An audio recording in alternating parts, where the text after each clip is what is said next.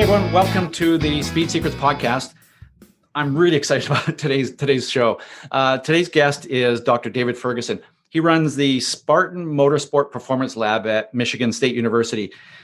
He's also the author / editor, and I'm going to ask you about this, of a book called The Science of Motorsport, which is really, really cool. And I know you're going to love this episode. And the reason I know is because we've just spent, the last 45 minutes talking about what we're going to talk about. And darn, I wish I would have recorded that. So anyways, David, welcome to the show. I really appreciate you being here. Thanks, Ross. Thanks for having me. I'm really excited. I'm actually a huge fan of yours, and I've tuned into a couple of these in the past. So really happy to be here. And yeah, we've already had a great conversation. We've been super excited. So this thing is just going to launch pretty quickly here. So can you start by just describing what it is that you do? Sure. So I have a PhD in exercise physiology. And the way I kind of describe that is, think of me as a mechanical engineer for the human body. Okay. So your audience knows very well that a key to being successful in racing is looking at the car, looking at what the car is doing, its strengths, its weaknesses, and trying to, minimize the weaknesses and then capitalize on the strengths.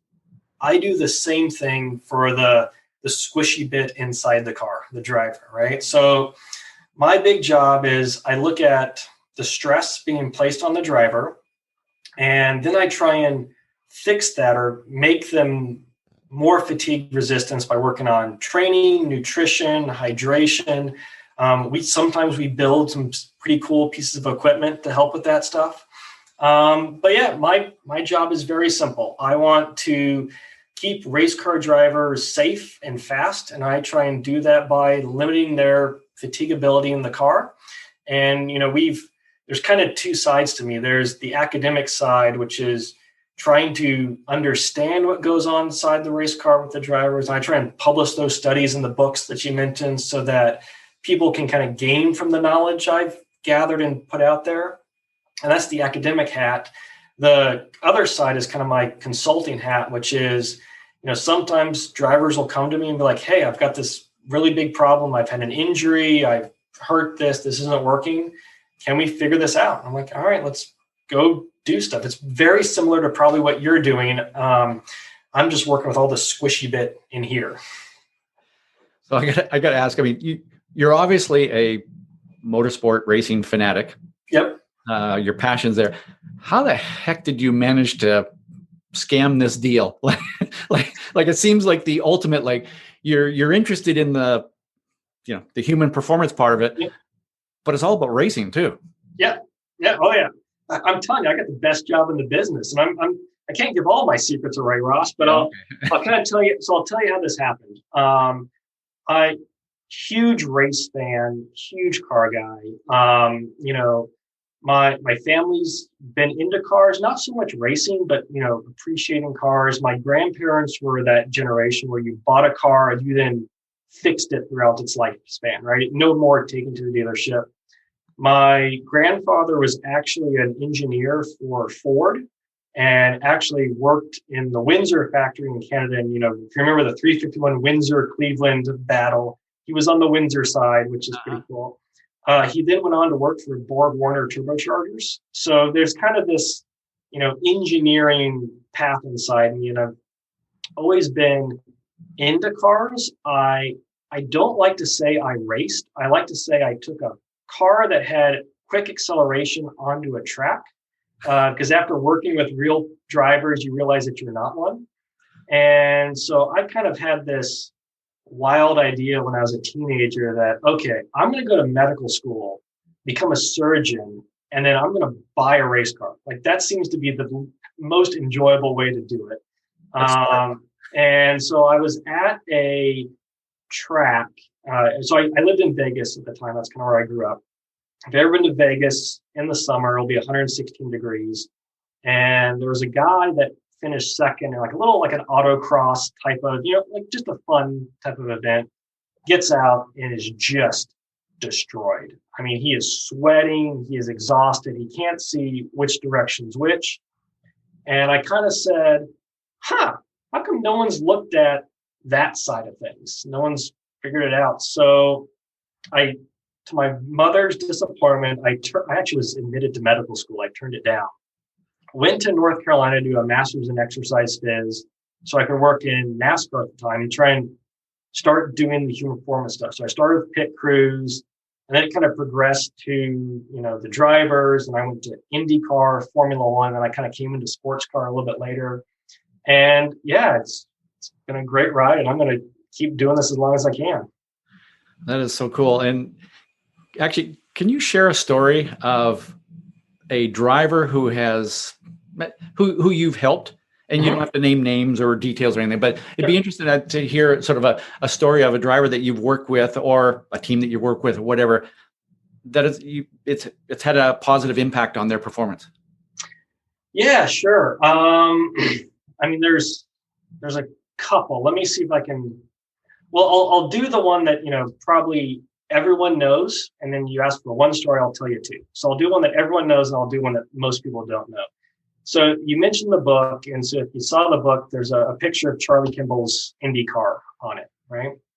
And so Charlie Kimball is a great race car driver that just happens to have type 1 diabetes. And what people don't realize about diabetes is, one, it's quite a serious condition, but due to great science, great medicine, it's very livable to have. And I always say that diabetes, which is an inability to absorb glucose into your cells, is just as detrimental as, losing a lung or something like that. There's great medicine. So Charlie was diagnosed with type 1 diabetes. Before that, he had a big career in F3, moved back to the United States, kind of went the Indy Lights IndyCar avenue. And in the exercise phys world, glucose utilization is big for performance. And Charlie's first Indy 500, he had a little story that he measures his blood glucose in the car, which is, I love measuring body stuff in the car. That's all I do. I was like, let me talk to this guy. And so we started talking, and what came out of that is now an 11-year friendship of us working on performance. And kind of, the big performance game that we found was that, the Indy cars, a lot of downforce, a lot of aero. On the ovals, a lot of vertical G loading, which is, sucks the car to the ground, but also puts G load through you. And so we kind of figured out that, okay, we can optimize your blood glucose to be G resistant, right? And which is a really cool, fun thing to do. We wrote a paper on it, how we did it. But it picked up like 8 seconds. Like it was an 8 seconds gain in some of the stuff we did. And, so there's the huge performance metric right there. And this was when I was young and, didn't fully grasp what I was doing. And I remember I was having dinner with Charlie. I said, how much is that worth? Like what goes into an IndyCar budget? Like, how much do you spend to get faster? And he said something like, he was with Ganassi at the time. He said, well, last year for the 500, they spent $100,000 to get a 1/10 of a second. And instantly the calculator started going. And before I could spend it, it's like, don't send me an invoice. So that's a big story that I think we know about. What's kind of other things that I've really enjoyed doing is I really enjoy working with drivers that have had some type of injury or some sort of issue and they've had trouble getting back in the car. One that people probably don't know much about is I work with Mark Miller, who's driven everything all over everywhere. He had a pretty bad accident at Sebring and just needed something after physical therapy to get better. And so we worked on a lot of stuff, a lot of fitness deal, and that turned into a great relationship. He went on to win the Trans Am championship after that. So yeah, had a lot of fun. I'll try and think of other stories and remember other drivers as we go on, because there's been a couple over the years. You can probably actually see a couple of them behind me, actually. Yeah. If you can spot them.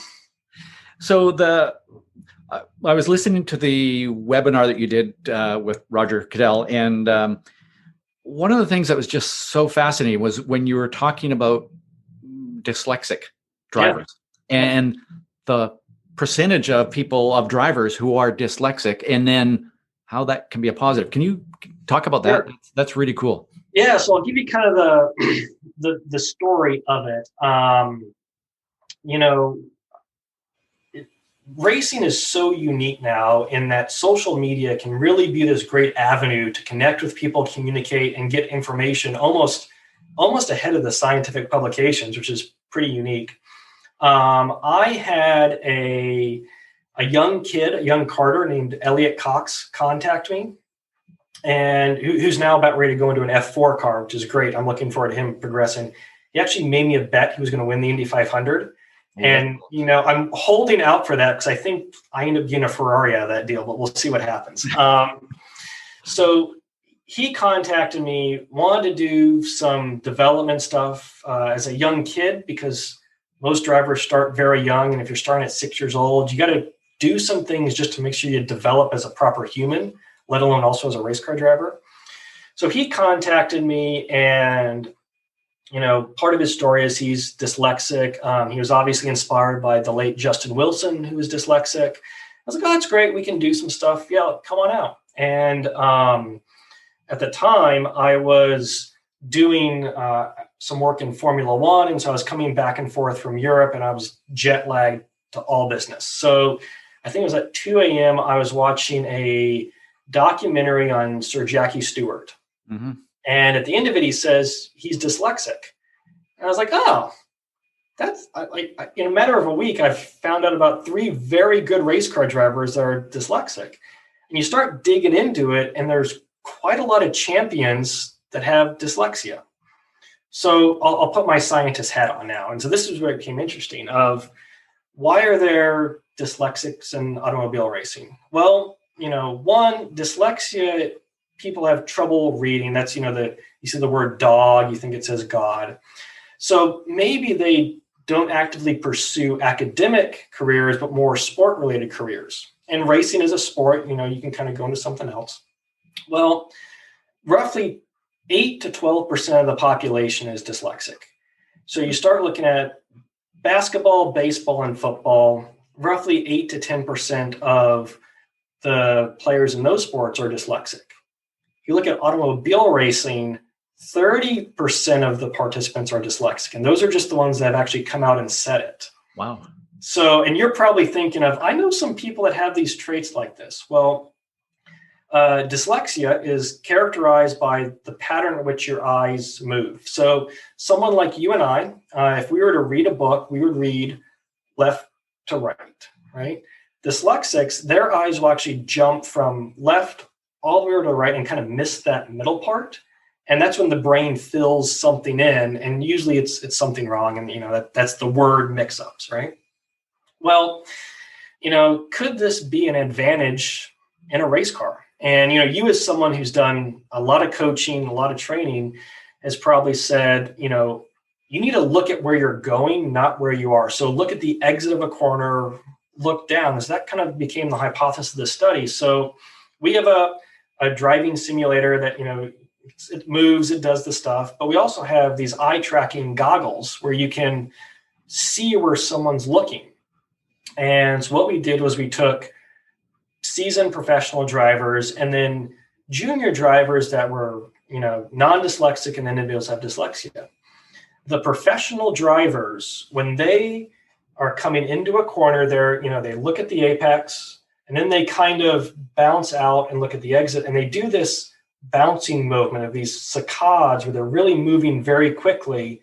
And then they eventually end up looking further down the track, which in your head, you're probably like, yeah, that's what you should be doing. Mm-hmm. The junior drivers, the dyslexics, did the exact same thing. The non-dyslexic junior drivers, they're looking into the corner, they're looking at the apex, and as they go through the apex, they're still looking at the same corner they're in. So they've already looked, turned, and are just still looking at that same corner, and then they look up. And, as a coach, you're probably saying you're going to lose some time because you're probably not getting back to throttle quick enough. So what that tells us as scientists is that this dyslexia characteristic is an inherent advantage to race car drivers. Other people have to learn to move their eyes that way. And the pros will learn to do it as they progress. But this is kind of a unique edge, which is kind of interesting. It's an interesting way to look at cognitive processing. because for the longest time, dyslexia was kind of like a stigma about it, like you were stupid or not smart. But actually, you've got an advantage over your competition. So take advantage of it and go drive a race car. I mean, there's other things that go into it, but that's the super simplified, version of it. Well, it's interesting. First off, many years ago, I was at a conference about driving, about street driving. Mm-hmm. And Jackie Stewart was the keynote speaker at this event. Yeah. And he shows up and the first morning and he talks for an hour. And it is one of the most inspiring, fantastic, like you just go, this guy knows everything about this topic. And what I found out afterwards, because I know the guy who organized it and who had brought Jackie Stewart to the event, was he had a card that had 3 words on it. Oh, wow. And he talked for an hour with those 3 words. And he told the guy, he says, I can't read. I can barely write. Yeah. But I just use those 3 words. And he has learned how to do that through his life. So it was really interesting to see how he had adapted to that. So, and I always, with Jackie Stewart, I mean, I'm not a racer, I'm not a coach, I don't see these things, but he was in a time when, we lost a lot of drivers, but he was so consistent about everything that kind of kept him alive for a while. And it'd be really interesting to kind of go back and look at the way he processed the information, kind of went about it. So yeah, super incredible story. And the way you're talking about the vision is, we talked briefly about this, but one of the things that I've done is sort of create this little process of how a driver should use their vision. And to me, it's like 4 steps. You mentally see where you're going. You use your imagination to, well, not even your memory, I guess it is, of what's over the top of that hill. Yeah.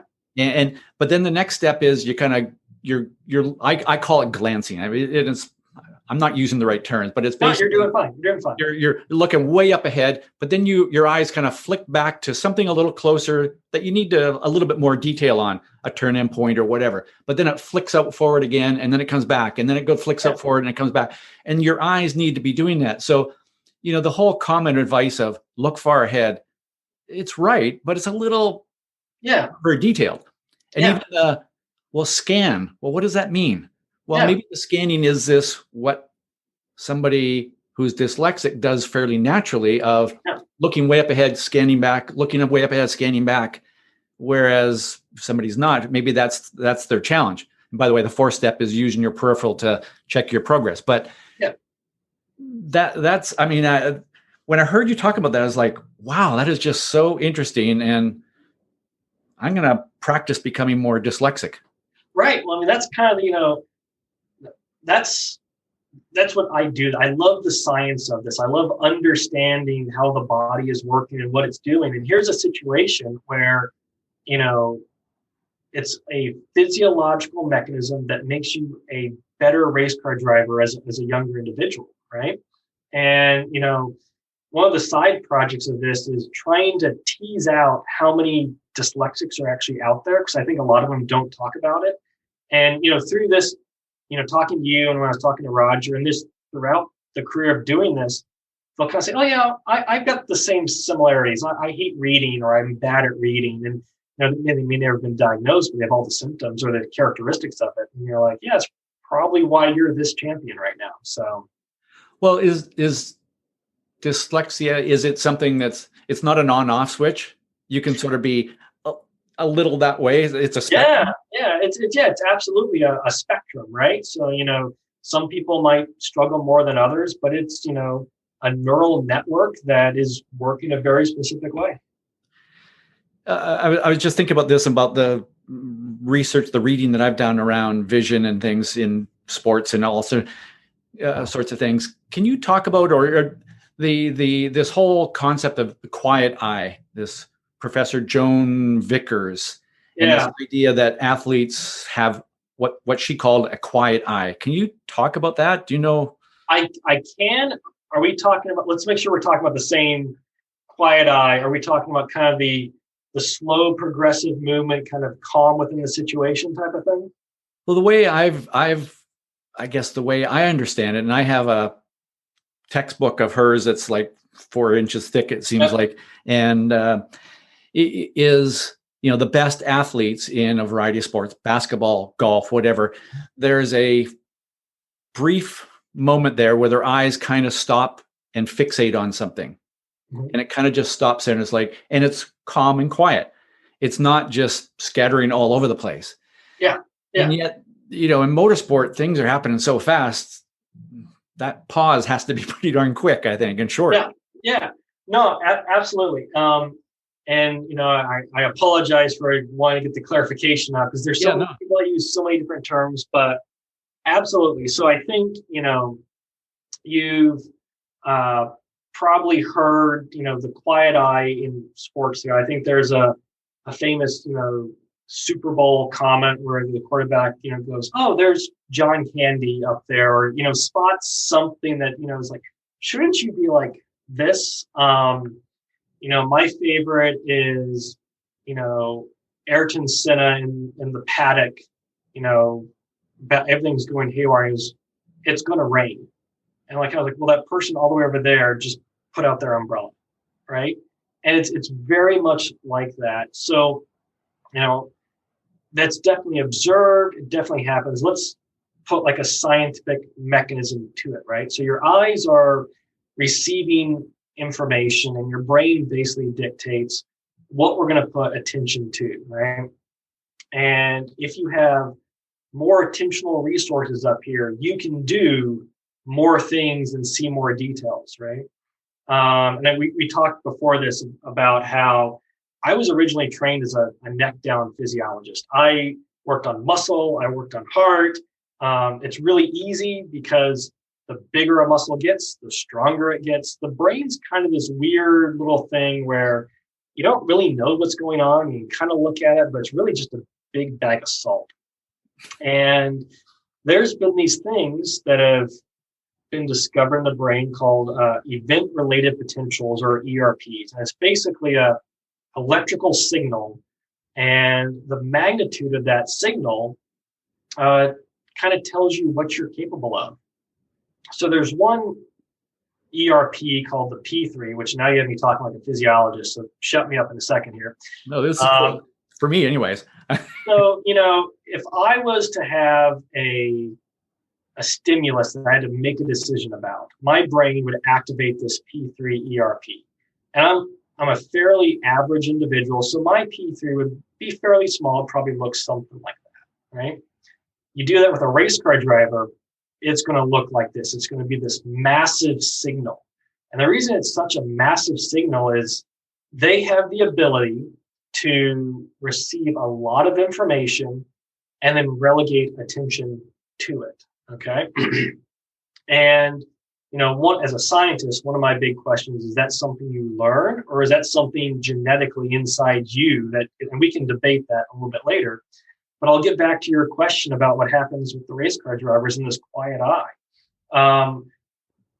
I think their sensation of speed and my sensation of speed are two different things. And you probably know this, right? Ask a driver to give you feedback through a corner. I'm going to say, went really fast, turn left. They're going to say, well, actually, when I was braking, I noticed that the piece of tape on the front end was coming off over here. As I went through the corner, there was a divot where it looks like a car went off. So I kind of cheated a little bit over the right because there might be sand on the track. I didn't want to lose traction. And you just listen to them talk. Everything is slowed down. They are receiving a lot of information. Like we all can receive a lot of information, like go on a roller coaster, you're going to receive it. Processing it and actually using it is the refined skill, right? And that's what takes time. I do think it takes some genetics to get there. But that's what that quiet eye is. It's a manifestation of having such attentional resources in your brain to be able to think about this stuff, to be able to critically assess it. And I mean, just on your experience and the people you've worked with in your career, that ability to process that information and make correct choices at the right time are tenths of seconds and the difference between winning and losing. So one of the things that I've used as a coach is sort of a coaching strategy is what I call a sensory input session. I'll have a driver go on the track and I'll say, for the next 15 minutes, all I want you to do is I just want you to listen. Like isolate all just that one sense, the auditory sense. Yep. I just want you to listen. And then, now you do 15 minutes of kinesthetic, where just feel everything in the movement of the chassis, the feedback to the wheel, the pedals, G-force, all that kind of stuff. And then one on vision. And, my theory is, and it seems to work, is you're practicing taking in better quality sensory information. Mm-hmm. What's the science behind that? Sorry to interrupt. I would say that, I've never had a driver that did this and it didn't help. It helps. Yep. The other thing is that probably 75% of the time, drivers actually turn their quickest lap time while doing that. Mm-hmm. And I think part of that is it gets them out of the try mode of, I'm going to make this car go fast. Yeah. So I think I can explain the science to it, and I think I can do it with a fun story that makes me look stupid. So that's always the best way to do it. So, you've probably had long conversations with drivers about the right way to set a car up, right? And, the days before telemetry and all that stuff, there was a lot of feel, right? And the good feedback, good feel could lead to a good car setup, right? And, a lot of times when I talk to drivers, it's about what does a fast car actually feel like? Like, how should it feel here? What should it do? Is this good? Is this bad? Right? And so the first step in that is getting information that is good information, right? So here's the story I'm going to tell. We've mentioned the eye trackers, and we've mentioned our simulator in the lab. And we've got a study going on right now where we're trying to really understand how a driver can stay hydrated in the race car. And so our simulator is pretty advanced right now. And so we have to have a lot of controls. We need to make sure that the car is the same, the pedals, all this stuff. So, I got the stuff in, I installed it. I felt pretty good about it. And, just having fun, turning laps, like, okay, yeah, this feels good. Yeah, this is right. And so we mentioned Mark Miller previously. So he lives in Michigan, which is not too far from me. He comes in, sits in the car, and is like, this is horrible. Like, what is this broken? Like, did you break the pedals or the wheel? Like, what's happened here? Like, this is not enough pressure here, not enough torque here, and went through this whole thing, right? And, then he was like, okay, now drive it. What does it feel like? I'm like, it feels like I'm doing work. Like, it feels hard. And the only thing that was different was knowing that this is the way it should be. So I did a roundabout story to get to your answer, because I'm a professor and I like to talk like that. Your instruction, go out and sense things, go out and feel stuff. What you could have also said is, don't go out and think about your fastest time. Don't think about taking care of the tires. Don't think about giving me feedback. Go out and drive the car. Feel and listen to what it's actually doing. And if you do that enough, you're going to start to figure out what it likes and what it doesn't like. And so the science, the inherent science of it is, we're built to survive, basically. Like, we're built not to make bad decisions. So if a car does something controllable and stable and predictable, we're going to want to keep doing that, because we don't want it to slide off the track, right? And I've already told you, I know nothing about race cars or racing, but I know that a predictable, stable car is also probably a quick car. And that's probably why you're turning your fastest laps. So I think I answered the science question in a very roundabout way, if that helps. No, that's cool. Part of it is, hey, I know it works. I'm going to keep using it. Yeah. But it's also kind of nice to understand why it works. And I have my theories, but and by the way, one of my goals in life is to don't. Yeah. Because I don't like telling people what not to do. But but a great example of that, yeah. Yeah, that's a great coaching strategy too. I mean, the best coaches do that as well. So absolutely. Yeah. So let's switch a little bit to heart rate. Okay. Yeah, that's below the neck, isn't it? Mm-hmm. It is. I can talk about it. Yeah. So one of the things that, so first of all, I'm currently coaching a driver who heart rate stays very low, like surprisingly low, like, hello, are you awake? Kind of low, like, and I guess my question is what causes our heart rate to go up? Yeah. Because I got to think, there's some of that is, it's the adrenaline, but some of it is the physical work. And so what is it that causes heart rate to go up, and why does it go up more with some drivers than other drivers? Yeah, absolutely. Great question. So heart rate goes up for three reasons. One, the adrenaline, you're excited, right? And in fact, back in the day before, people realized that race car drivers were athletes, they used to say, oh, the only reason their heart rate's up is because they're super excited about it. And people like Terry Trammell and Steve Olvey and then some of my later stuff showed that actually that's not true, because when they come in the pits, heart rate goes down. So emotional arousal. Second reason is the actual work to drive the car. So your heart pumps oxygenated blood to your muscles, and your muscles are working when you're driving the race car. They're steering the wheel, they're pressing the pedals, but they're also holding you in place against all the G forces. And the third reason is regulating your core body temperature. So you're in the big fire suit, it's hot inside the cockpit. Heart rate is going to go up as your core body temperature goes up. So one of my favorite little tweaks is that you will have a higher heart rate if you're in a worse handling car. So a bad handling car burns more calories, which every driver seems to know. But every time I say it at a scientific conference, they're like, really? I'm like, absolutely, you're working harder. To get to your point about your driver that seems to have, really low heart rate, kind of within my lab, we've kind of developed this odd saying that we've measured heart rate in enough drivers now we can start to see trends and patterns and whatnot. And really, there's two types of drivers. There's Brazilian drivers and there's German drivers.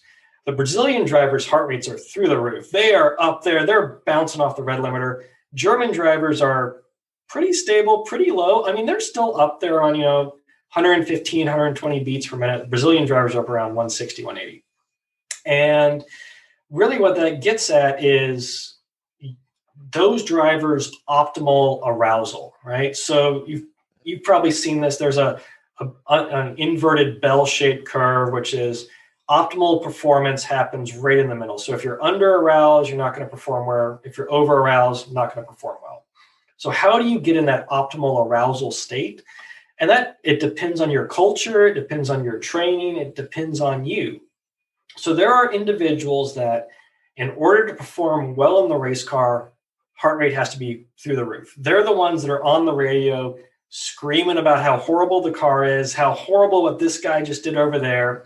You can also spot that because when they come in and tell you the car's horrible and you ask them, what do we need to fix? They don't have an answer for you. It's just the car is undrivable. Right. It's skidding off the track. It's a death trap.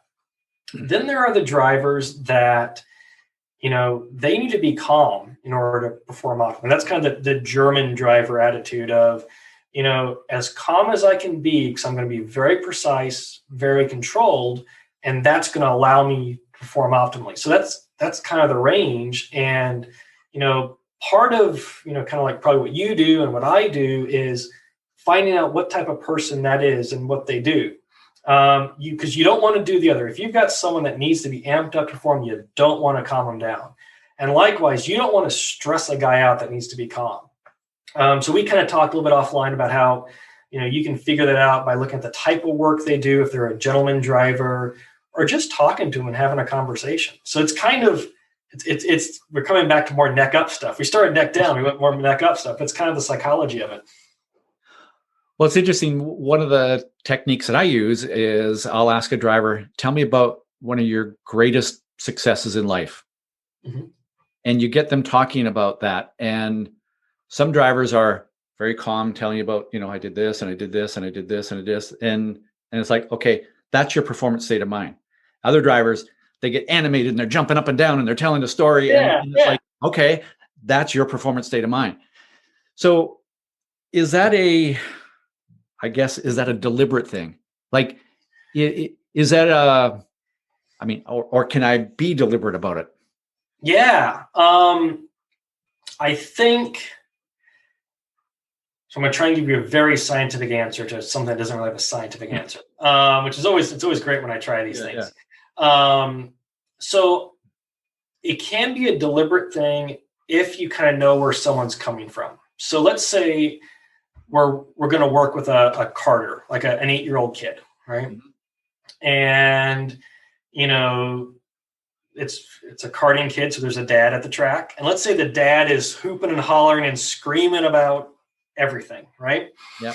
So, a logical person might say, oh, the kid's probably going to be the same way, like you're going to bolster all that stuff. But actually, maybe he lets dad do that and he likes to be calm inside. And so kind of looking at it like that, and so that's working with kids. So you might, develop that a bit. I'll give a flip side to this is, one of the most calm ones I've seen is, Juan Pablo Montoya. How you doing? It's all right. And that's kind of, thought as, does he care? Is he not interested? No, he really does. And understanding that, to have a conversation with him, because I used to be like, right, so we need to do this, this, this, this. And all right. I'm like, oh, do you care? And you're like, no, he's listening. He's thinking. And oh, by the way, he's probably one of the greatest drivers of all time, because he's like that. Well, years and years ago, one of my co-drivers at Daytona was Mauro Baldi, who had raced in Formula One. Mm-hmm. And literally there was a time when we would have to go and wake him up. Yeah. Mauro, get in the car now.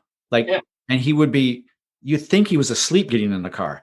He was so calm, so relaxed. But, then you get in the car and you kind of turn into this animal. Yeah. So I guess that part of it is interesting. The part about heart rate, and something that you touched on in that other thing that was with Roger that you touched on is heart rate variability. Yeah. In this, from the moment I got my Apple Watch that told me what my heart rate variability was. Yeah, you're looking at it, right? I'm kind of like, this doesn't make sense to me. Like anything that's variable doesn't make sense to me. And yet, am I correct in saying that I want it to be more variable? Yes. Yeah. Why? Okay. Well, explain what it is, I guess, and then why. Oh dear. Oh boy. You're going to make me talk like a physiologist. So feel free, to your viewers, feel free to turn off when I get too boring. Okay. So let me tell you where heart rate variability came from. And I can say this because I'm a scientist, so I can pick on scientists. If you've ever had to do a physical, go to the doctors and they're going to put an EKG on you, right? And that's the boop, boop, boop. Anyone that's watched any doctor show sees the boop, boop, boop, right? Yeah. The history of the EKG is, it's a great story of what an amazing diagnostic tool, because it's not invasive. It's super easy to do. And if you just study the shape of the lines and what they're doing, it tells you a lot about heart health. And it's almost like telemetry before there was telemetry. You could look at a fuel curve and understand so much. EKG is the same way. And what started to happen really in the 90s. So, EKG, you can see peaks, you can look at ischemia, you can see all these things. But, people still die of heart disease. And, really one of the big factors that kind of comes into dying of a heart attack now are, can you get to the hospital in time? Heart attacks are becoming pretty survivable. It's, get to the hospital, get the intervention, get taken care of. So in the 80s, 90s, there was this big effort to say, can we look at more factors of the EKG? Can we milk data? Can we data mine for something that's going to tell us how the heart's going to work? And so they measured everything, measured and document everything. And one of the things they looked at was heart rate variability, which is, so the boop, the big tall waves, they looked at the distance between each of these things for each beat. And you're right, you want more variability across like a minute, right? So you've got 60 beats in a minute. There's going to be, roughly 60 of these little peaks. that distance should be fairly variable. Okay. And the reason for that is, so your heart is actually, you're making me draw figures with my hand now. Well, and where the downside of a podcast is they're not seeing any of this. So I know, right? I know. Yeah. So drawing pictures verbally. Yeah. Right. So your heart, I just realized as I started doing, I'm like, going well. Your heart kind of contracts like a sponge. Okay. So kind of if you're going to wring out a sponge, it's exactly the way the heart contracts. And what happens is before the heart ejects any blood, it starts to constrict slowly. And that costs energy, that costs oxygen. So a heart attack is when your heart doesn't get oxygen, right? So the variability corresponds very nicely to the efficiency of your heart, okay? So high variability means a highly efficient heart, okay? Now, that's in a clinical setting, right? What happened in the early 2000s was they said, could we correlate this over to human performance? Could we get at performance through heart rate variability? Because when you're running or doing any type of physical activity, your heart is what's driving the activity. It's pumping the blood to the muscles to make the energy to make you run. So having a very efficient pump is going to be correlated to performance. Well, we know that heart rate variability correlates to an efficient heart. If you've got an efficient pump, you've got an efficient method to give oxygen to your muscles to make energy. Oh, so performance, heart rate variability. So it's a nice mathematical thing to get at. And so that's the history of heart rate variability and why you want that stuff. So, come to now 2017, I come along with, kind of a harebrained idea of what if you could do telemetry on a race car driver, just like you do telemetry on the race car. Mm-hmm. And you can't just use heart rate because, as we talked about, it's influenced by emotion, temperature, and work, right? Kind of fatigue, but not really. But if you could do heart rate variability, you could actually start to predict driver fatigue. And if you can predict driver fatigue, you can start intervening some ways. In the middle of a race, you could say, hey, drink some water, you okay? Endurance race, maybe consider a driver change. Developmental driver, okay, let's go work on your fitness or your nutrition. And so it's a much more refined metric than just heart rate to get at cardiac efficiency and overall performance. Was that too much science? I feel like it was a lot of science. No, it's fascinating, but it seems like in motorsport we want consistency. We don't want variables, and yet this is a time when we want more variability in the way that works. And that's what confuses me. That's the best part about science is because when you discover something, you get to name it. And, there's a bunch of variation between the R-ways. Variability. That's a good thing. And, I'm still working on getting my one thing to name. We've gotten close a couple times, so I'm going to try and name it something appropriate when I get there. Okay. And it's interesting as you're talking about the telemetry thing, because a few years ago, I can't remember, a few years ago, I was coaching a driver at Road America, and we had heart rate coming back through the telemetry. So I'm sitting in pit lane, and it didn't take very long before I got to the point where I could predict this is going to be a good lap. Yeah. Based on the heart rate. And you touched on this, is there was a window.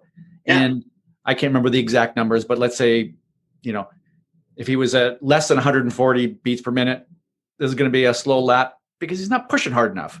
Yeah. And if it was over 148 or whatever, he's in try mode. He's trying to go too fast. But in that little range, that little sweet spot. Yep. There was like, wow, this is going to be a good lap. And it was shocking how predictable it was. Yeah. And that was always kind of the fun part. So we talked on some of the stuff I've done with Charlie Kimball and some of the other F1 teams is, I look at the Motec tracing or the data tracing. I have no clue what half that stuff is, right? But I can totally tell when the car's handling because all this stuff, kind of goes all over the place. And, it got to the point where I could finally start to understand what it meant when tires went away. You know, like, what do you mean tires are going away? How do you feel that? And you can see it. It's an amazing thing. So, and this is kind of going back to the arousal versus the workout part of it. I was wearing this, like, to show you how long ago this was, when I was driving an IndyCar way back when, and I wore a heart rate monitor when we were racing in Toronto on the street circuit. Oh, wow. And so the last corner in Toronto, it's changed through the years, that circuit, but the last corner was in IndyCar, it was in fifth gear. You took it in fifth gear, fast left-hander. And it was before, though, they kind of moved the wall back on the inside so you could see through it. So you're kind of like coming around, trying to peek around the corner, hold your foot flat to the floor in fifth gear in IndyCar, and the car would come out against the concrete wall at the very edge. Every single lap, my heart rate would spike going through that corner. Oh, I bet. Yeah. Now, the G loads that was probably the highest G loads on the track. Mm-hmm. So the question, I guess, is how much of that was me, oh my God, I'm going to die, and how much of it was, oh, I got to turn the steering wheel through here. And I don't know whether there's an answer to that, but other than it depends. I bet you I can give you a slight answer. So I can give you an answer, and in the class professor group, I'm going to give you an answer. I'm going to ask you a question. Okay. Question was, why'd you wear the heart rate monitor? It was, at the time, it was part of working with a fitness trainer. It was just part of trying to understand a little bit more, where's my heart rate in a race? Okay. So then from a cardio perspective, what should I be working with? Where should I be heading? What target should I be in? So I asked that because I think that's wonderful. Like, you guys were doing this before people like me came along, which is amazing, which is to see this stuff. Well, and what I don't know is how accurate it was, because there was all sorts of discussion at the time around, is there electrical noise from the car's ignition interfering and that stuff? But you could certainly see the trend. You can see trends, yeah. And so that was where I was going is, a lot of those back in the day weren't very accurate, but I think that you can see a trend and are probably pretty good. I do imagine that the electrical noise from an IndyCar probably threw some interference, but nothing too crazy. I would tend to believe that corner elicited a pretty high heart rate. So, the next question I'm going to ask is, and you can answer this or you don't have to answer this, because I've always I'm careful how I'm phrasing this. How'd you feel about that corner? Was it a scary corner? So I'm not saying it was scary, but it certainly got your attention. And it was a corner that you had to, I'm going to say, consciously, deliberately work at. I got to hold my foot flat here. My foot wants to lift. Yep. You know the car can do it, but there's that instinct of if I go off here, it's going to hurt really, really bad. Yeah. And I think Brian Herta had a massive crash in that very corner. I think broke his legs or something like that. So, we kind of all knew that was a corner with a high consequence. Yeah. So, mentally, did it have an impact on me? I'm sure it did. Yeah. So I think, I've asked the question and I'm going to give the answer, right? So, this is going to illustrate the difference between a professional like you and a zero like me. All right. Me, I'd be pegged up at the max heart rate the whole lap. Okay. But you probably went up, down based on the corners. And we've selected this corner, which is it's a one you respect. Let's put it that way. Right. Yep. So absolutely some sort of emotional arousal, not that you were scared, but what you're probably doing is you've got an increase in adrenaline, increase in epinephrine, increase blood flow, because you know that you're going to have to use those resources. We talk about those attentional resources to correct the car if you need to. Because it sounds like there wasn't much of a margin to, it was kind of a set it and just let it go, right? You made it through, yes. I hope you made it through. Probably there was some consideration for, okay, what happens if I have a tire failure or a wing failure? What do I need to do? That may have been circulating there a bit to try and, get at that a bit. Well, I will admit that those things never went through my mind. Oh, see, and that's the other great thing about pros is they never think about that stuff. I mean, because I think if you ever did, you'd just pull off the side of the track and say, I'm done. Yeah. Yeah. Okay. So, you had an elevated heart rate to allocate some more attentional resources to respect the corner and maybe make a correction if you had to. The other thing that I'm kind of thinking about is, fifth gear in a corner, there's going to be some G loading going on there. Huge. Right? And, so probably a big lateral G too, And so this gets into some fun physiology stuff. So tell me about your neck when you went through that corner. Well, I would say for sure that was the most physical part of the track. Yeah. So yeah, I mean, it's hard to hold your head up. It's hard to turn the steering wheel at that speed, those G loads. Yeah. So what's really cool that what we're starting to get into now. So right now the neck is a big hot button topic, like train the neck, do all that stuff. And we can talk about why that is, but inside your neck are your carotid bodies, your carotid artery, and it senses your blood pressure, right? That's why, like in a fight, someone puts you in a chokehold, you pass out because you have pressure right there, right? What we're starting to see and starting to think is those G loads are actually putting pressure on there. It's almost like a virtual chokehold in a way. Wow. And to overcome it, you're going to raise your heart rate. So, indirectly, I'm pretty sure those G load was putting pressure here and your heart rate was starting to go up a bit. So, there's probably going to be a physician or a physiologist listening to this, and it's going to go, no, Dr. Ferguson, his heart rate would first go down and then go up. And absolutely that would happen. But I think with the resolution of the heart rate monitor you had, you probably just saw it go up in the corner. Oh, right. Yeah. So could be that.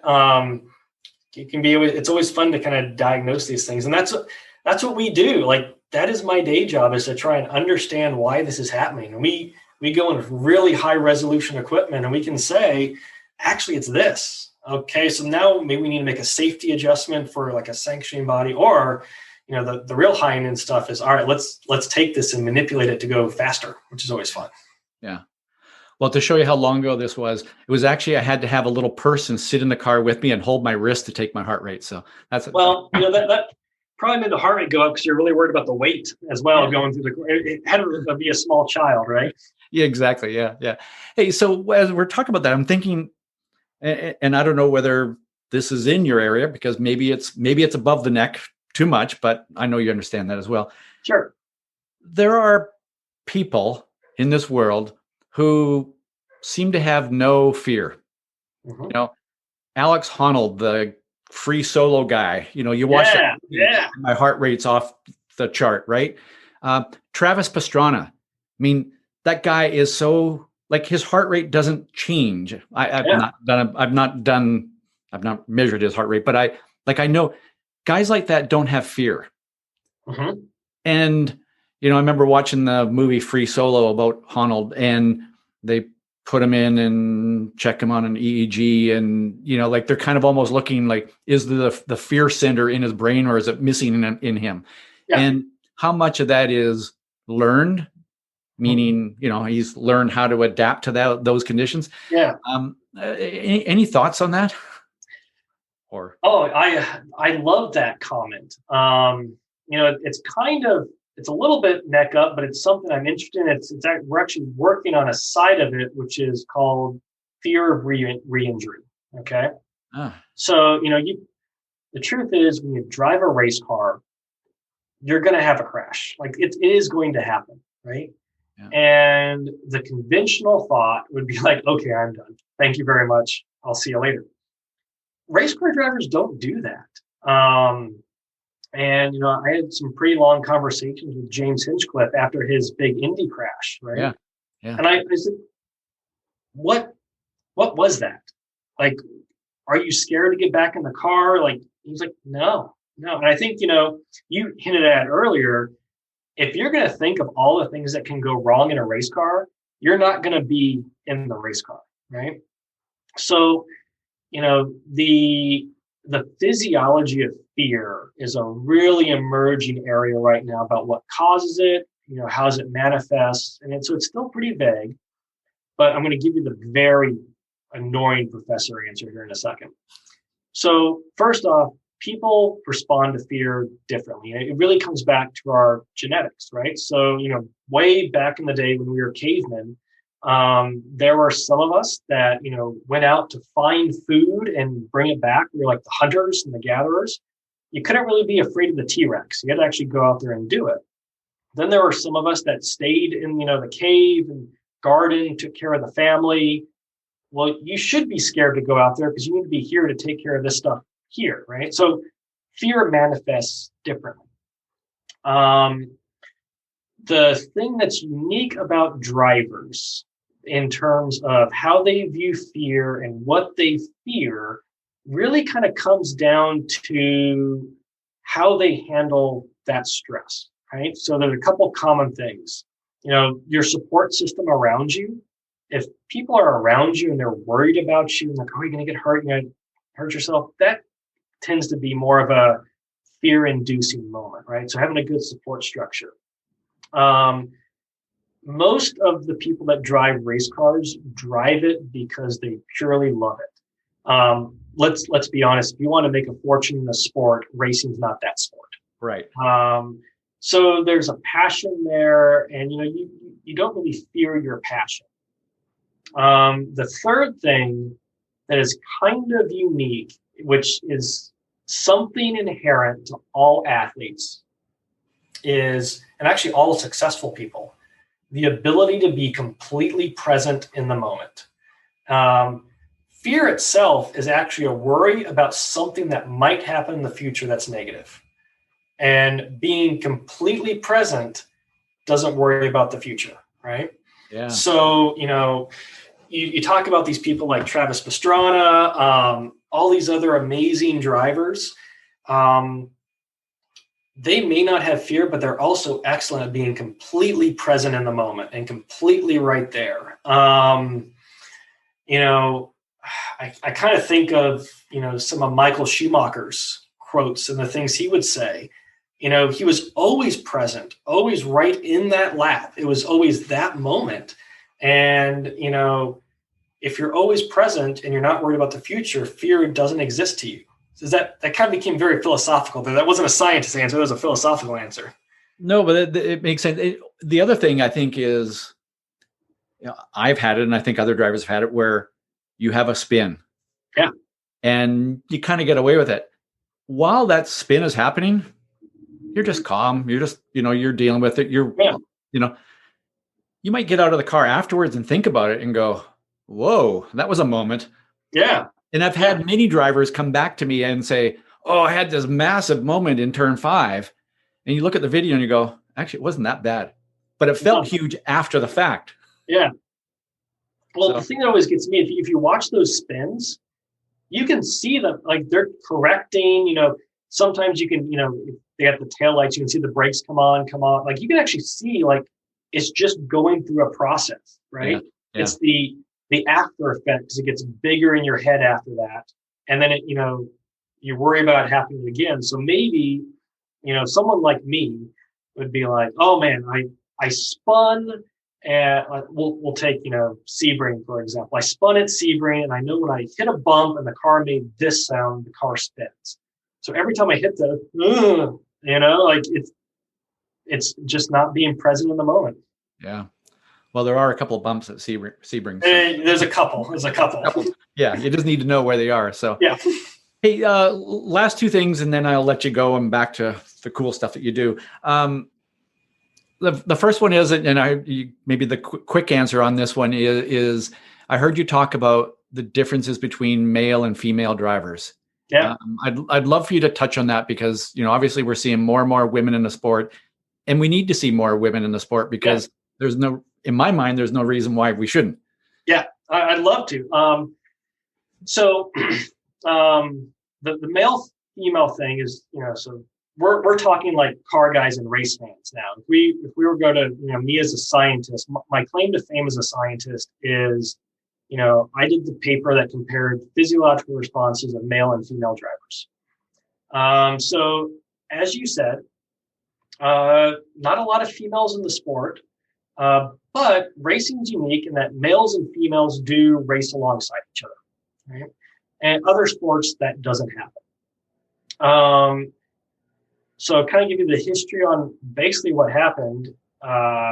You've always heard the Janet Guthrie stories, get the tits out of the pits, women don't belong in racing, Yeah. blah, blah, blah, blah. About 6 or 7 years ago, the physical argument started to come into play. Women are not strong enough to handle the car. And, they latched onto two things. One is, don't have the muscle strength to resist the G-loads. And then because of their menstrual cycle, they get too hot in the car and can't handle the thermal load. And that's interesting to me because those are two things I study really well. And so I said, okay, let's do the study. And, we talk about these motorsport studies. There's not a lot out there. There's probably 30 studies out there compared to about 400 published a year on soccer. So to do a good study is really hard. I mean, it's racing. We talked about variables. How do you control racing? Are you kidding me? Right. So we did this study. We had open wheel drivers. We had closed cockpit drivers, males and females, and we tried to match them to either a male team member or a similar car, setup. So try and control for it. And, I'm not going to be the scientist and draw all the variables, but males and females responded the same way to the car. They had the same fatigue profile as the males. Their biological sex did not predispose them to make them slower in the car. In fact, the thing that made them both males and females the slowest was having a really hot cockpit. Like the cockpit got really, really hot. So, that's kind of an interesting physiological measurement. It's the only paper I've written with no significant difference, right? They're the same. They fatigue the same, no difference. What came out of this was kind of more of a cultural aspect. So I'll give you a funny story. So when I wrote the paper, I got 2 death threats about keep women out of motorsports. We're going to get you. So I knew I was on the right track of doing, something right there. But what really came was the question of, well, why aren't there more girls in the sport? Like what's going on there? It's not because they physically can't handle it. Truth is, if females and males train to drive the race car, so they train, they practice, they get seat time, no difference. It's going to happen. Which you probably could tell me anyway. Yeah, train, be fit, you're going to be fine. Yeah. One thing we noticed from our study is that the male drivers had 10 more years of experience compared to their female counterpart. And that was kind of interesting. And the reason for that is it's a cultural factor. Yeah. We did this in junior series because the top tier levels of racing didn't have enough females in the sport for us to actually measure. So there's a bit of you have to bring your own money to it. And right now, females are still a novelty. So sponsors are going to say, yeah, I'd like to sponsor you to be the next Danica Patrick or whatever. But I don't want to do it in this series because it doesn't have a TV audience. Let's go to one that has a TV audience. And so you've accelerated the development. You've put someone in the car that maybe they're not ready for. So that's, and then, if anything bad happens, they're under a microscope. So that's one thing we noticed. The other thing that's kind of come out of it is in karting, there's roughly 13 boys to 1 girl. So it's just kind of a mismatch, right? Mm-hmm. And, that could be boys play with cars and trucks more than girls. Not if they want to, the girls can come and enter there and be involved. But as you know, the people that start in karting, a very small percentage making this top, whether it be boys or girls. And if you start with a lower number, there's going to be a lower number. The FIFA, soccer in the UK, had a very similar situation.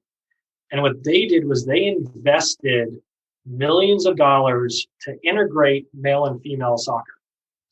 So not only the players, the coaches, all the support personnel to try and build a culture of inclusiveness.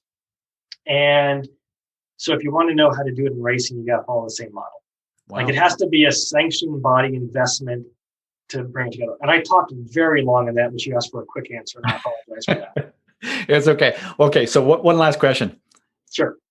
Nature versus nurture. Oh, and I know maybe we'll save that one for another day. But any thoughts? Okay.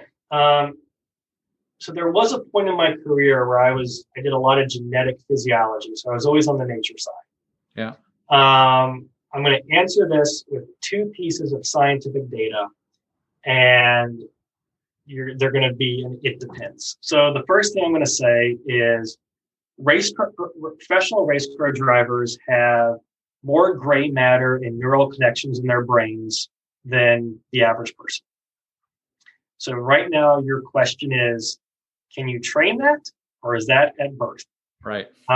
We all know that racing is a unique sport, and that's a generational sport. So you have multiple instances of fathers, sons, the Earnhardts, the Andrettis, the Unsers.